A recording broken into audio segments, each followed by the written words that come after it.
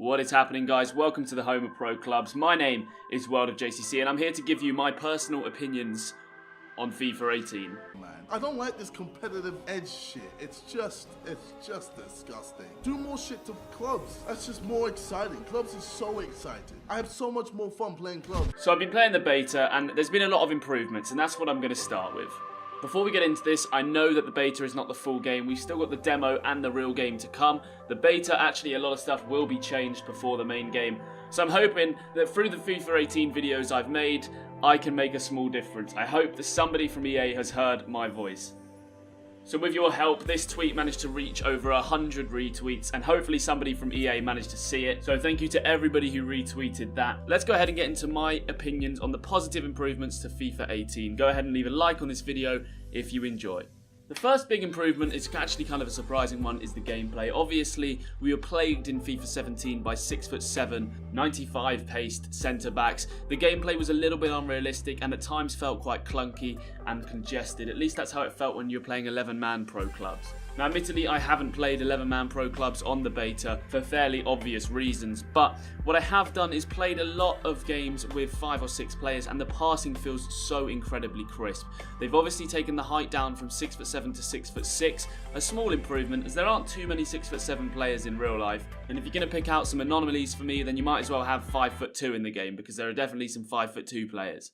The passing feels so crisp and so smooth, and it really does feel like the sort of Barcelona 2011 tiki-taka style, which a lot of people like to see and like to try and implement in FIFA, is going to be the way forward in pro clubs in FIFA 18, which I don't think many people are going to be complaining about. And obviously having a gameplay that caters for that is ideal. Obviously, the second big point I'm going to get to is the fact that they have listened to us in finally giving us the control to manage our pro clubs, at least a little bit. We now have the ability to select the captain of our team with the armband on his arm, as well as corner takers, free kick takers and penalty takers, and I love that. I think it's a step in the right direction. Now, this is all they've added, but hopefully they do come out with some more in the real game. It'd be great to have more customization to your pro, of course, but just being able to customize your formation and team would be huge. I don't think they're going to add anything as in customizing the stadiums as of this FIFA, but it'd be great to be able to customize your AI players and your formation. That would be a huge change for them to drop, and it's a step in the right direction by at least letting us selection in before the game.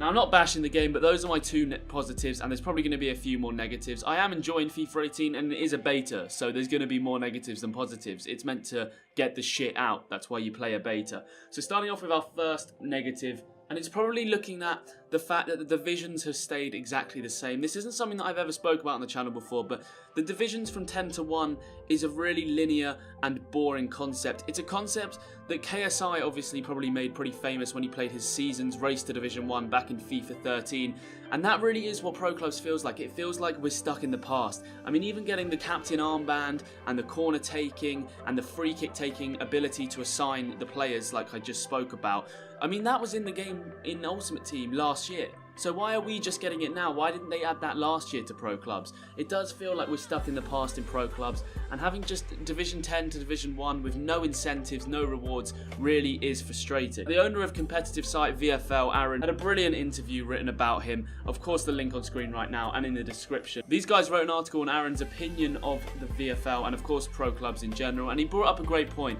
The divisions has been way too similar with no incentives for way too long. They need to start adding some incentives for the game type to flourish. Go ahead and read that article, guys. It's worth 2 minutes of your time. I'll drop a link in the description so you can go and look at it at the end of the video. My second big negative point is probably that there is not enough customization still. We can't have our own stadiums, we can't have our own AI players, we have to be stuck with the normal AI, you know, John Smith in midfield with his black boots and his shirt tucked in. It's getting really, really frustrating to not be able to create the players around you, let alone your own player. They have really only added a few haircuts as far as I can see to the customization. There's nothing in terms of tattoos, which people have been crying out for a while. It's the same presets and the same concept that Pro Clubs has had for years and years and years in terms of building your player. There is nothing else that I can see on the beta at least that is new. EA would do really well to come out with some brand new customization for the real game in September. Getting on to my third point is goalkeepers. Now, this is definitely just a beta issue that's going to be fixed in my opinion. What they've done is they've locked goalkeepers to the box. So goalkeepers can basically not come out of their box. If you pass the ball back, they have to wait for it to come in. If a kick goes over the top of their defence, they can't come out and sweeper it out.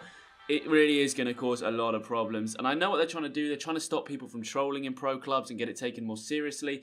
But if goalkeepers can't come and clear the ball 1 yard out of their box, it's a little bit ridiculous. In a game type like pro clubs, when you've got 11 versus 11 at times, players are just going to go right round the goalkeeper, sprint past the defenders, and it's going to be an absolute walk in the park. You're going to see goals flying in left, right and centre. And that's before we even get onto the new saving implementation that they have put in which now the complete mechanics of goalkeeping have changed. If you dive, you have to wait for the striker to shoot. And I know you kind of had to do that anyway, but you'd hear a lot of goalkeepers sort of spamming their stick as soon as the striker pulled his foot back or shot. Now you pretty much have to wait until after he is shot. And of course, goals have been flying in. If you've been listening to anything I've been saying on Twitter, we've been scoring so many goals against pro goalkeepers by simply just chipping the ball, or simply running in a straight line and waiting for them to throw themselves across the goal. It really is comical at times.